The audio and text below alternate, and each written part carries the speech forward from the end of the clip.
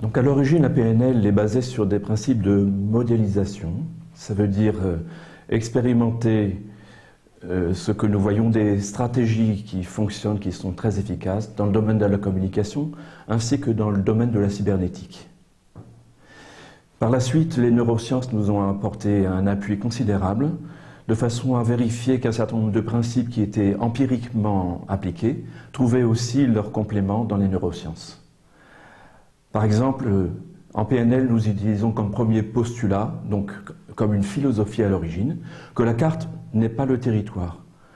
Ce que nous fournissent nos sens, ce n'est pas la réalité. Nous ne faisons jamais qu'une reconstruction de la réalité.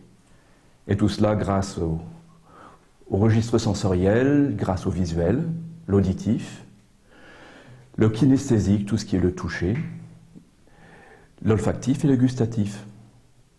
Mais nous savons bien avec les neurosciences que ce n'est qu'une reconstruction, parce que chacun de ces sens n'est qu'un codage sous l'impulsion de stimuli qui nous viennent de l'extérieur, comme les photons pour la lumière, pour la vue, comme des vibrations pour l'audition. Et tout cela est interprété, recodé, et nous donne une carte mentale, une carte qui n'a rien à voir avec le territoire. Ce qui est utile dans ce principe, c'est de voir que puisque c'est une carte, nous pouvons avoir accès à des transformations.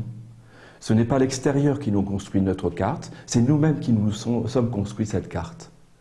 C'est ainsi que si nous avons accès à nos représentations personnelles, comme par exemple la vue avec les zones corticales où sont codées nos informations visuelles, nous pouvons volontairement agir sur les représentations sensorielles. C'est ce que nous allons appeler en PNL les sous-modalités.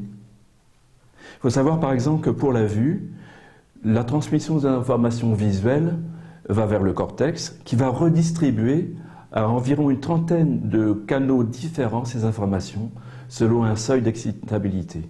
C'est ainsi que les émotions vont être impactées par nos perceptions visuelles et la carte que nous en avons fait. C'est ainsi que pour les sous-modalités, si j'ai envie par exemple de changer la représentation en changeant la luminosité, en changeant la distance de ma représentation par rapport à ma représentation, je vais aussi avoir un impact sur l'impact émotionnel de cette réalité. پس باید توجه داشته باشیم چه نوع اطلاعاتی وارد ذهن انسان میشه، چطور پردازش میشه بر اساس الگوها و محاسبات ذهنی. با یک هوشیاری فوق‌العاده یا اصطلاحاً تیزحسی به محاسبات ذهن بپردازیم. ببینیم در ذهن ما چی میگذره و به الگوهای ذهنی خودمون هم توجه داشته باشیم.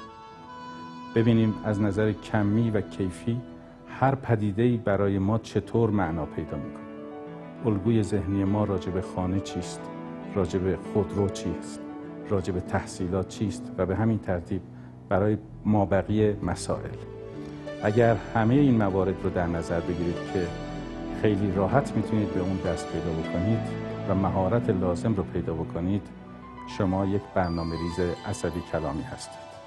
در اینجاست که برکت خداوند هم با شما همراهی خواهد شد و به اون چیزی که میخواید میرسید. فقط زمان کائنات شما را همراهی میکند تا به اهداف خود برسید که محاسبات ذهنی، الگوهای ذهنی و اطلاعات ورودی به ذهن در یک راستا قرار گیرند.